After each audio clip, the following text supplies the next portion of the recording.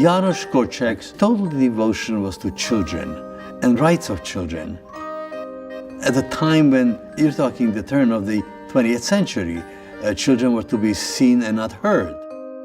His position was that children have opinions. The child has a voice. The child can express himself, and the adult needs to listen.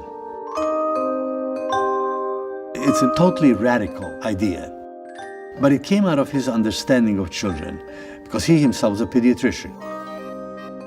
So he goes and sees children. He charged the rich people a lot for their visit and nothing for poor. And he gave them medication, and they physically got better. But emotionally, and the way they lived and the way they were treated, they remained the same place.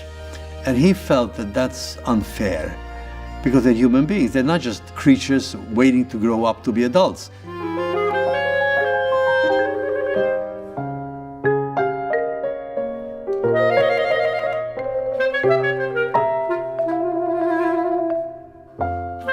Janusz Korczak was born in 1879 to a Jewish family in Warsaw.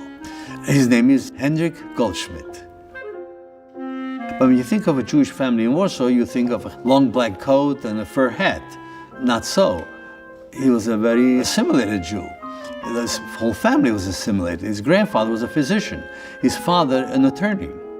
But his father died very early, and he's very bright, obviously, so he begins to tutor children and slowly begins to write while he simultaneously is going through medical school. And he decided that Henryk Goldschmidt would not go over very big in Poland in the early 20th century. So he changed his name, and whenever he wrote, of course, it was always Janusz Korczak. He writes both children's stories, and he writes also pedagogic material, how to bring up children, how to treat with children. He's very, very critical of the idea that parents do not give sufficient emotional relationship to children. He has written a number of children's books. The most famous one is King Mat I. King Mat I is a child. He has everything. He has playgrounds, all kinds of very interesting foods, chocolate, but he's curious and wants to meet other children.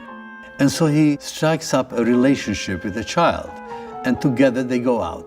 And he sees that there are no playgrounds. And so he says, wait a minute, I'm the king. I should be able to do something about it. Every child should have a playground.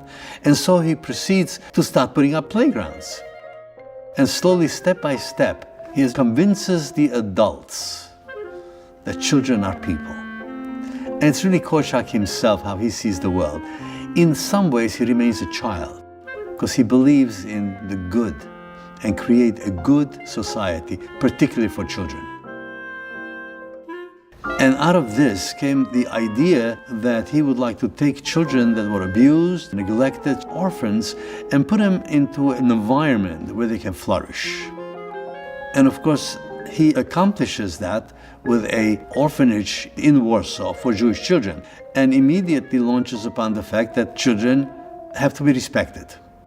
So here you have children who are 3 and 5 and 12-year-olds are now being taken care of by adults. So how do you make sure that the children have rights? So what he's done is established a court system. The children voted to get judges, truly their peers, other children being 10 or 12 years old, who then look at each issue that the child has with respect to another child or with any of the caretakers, or even Janusz Korczak himself. And they would determine what's fair. And that concept of fairness permeates his whole personality. He was also on the radio. Most of Poland listened to it. But they knew that Janusz Korczak was really Henryk Goldschmidt and a Jew. And the problem became, how can a Jew possibly give advice to Polish parents? So they gave him a name, the Old Doctor. So the Old Doctor would be there on radio every single week, talking about how to bring up children. Poland was essentially a democracy. Jews were citizens. But in 1935, all this changed. The president of Poland died, and the persecution of the Jews began.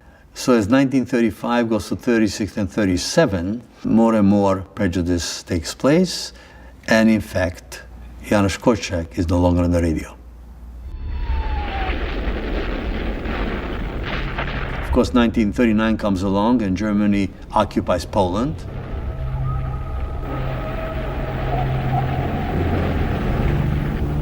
Eventually, the Jews go into the Warsaw ghetto.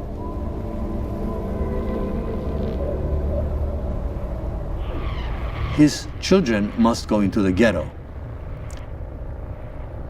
He has an opportunity not to go. Why? Because he's been given awards for literature and so on. So he's well known, and he has many, many Christian friends that say, don't go. We'll hide you, we'll smuggle you out, we'll get you to America. And he looks at them in bewilderment. He says, you are telling me to abandon my children? Would a father abandon his children? How could I?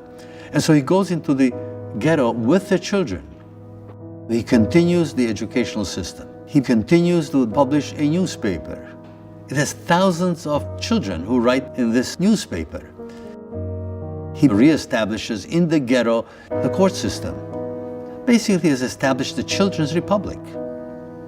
1942 comes along, and the deportation of the Jews from Warsaw begins to Treblinka. One day, they find out that the children will be next. And so one of his very good friends outside of the ghetto, a Christian man, manages to get into the ghetto.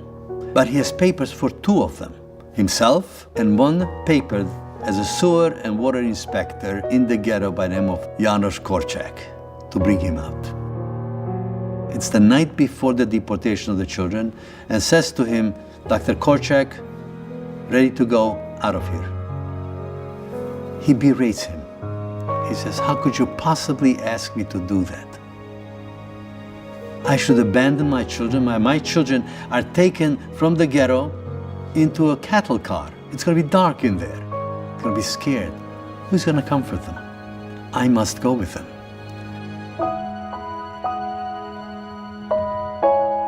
They get up in the morning, they get dressed in the best clothing, they're taking along their toys and books,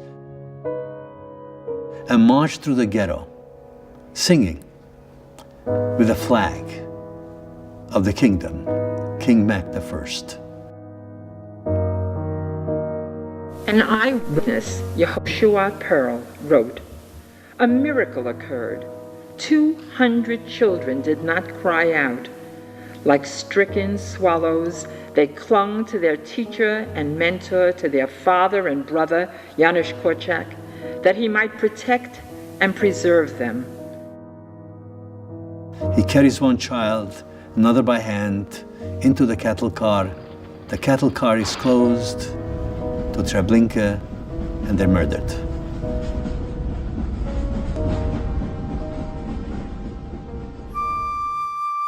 But what's interesting about Treblinka today, there's nothing there except 17,000 stones. Each stone is inscribed with a city, town, village, and country that the Jews came to Treblinka and were murdered. There's not a single name except for Janusz Korczak, who gave his life so the children would not be frightened.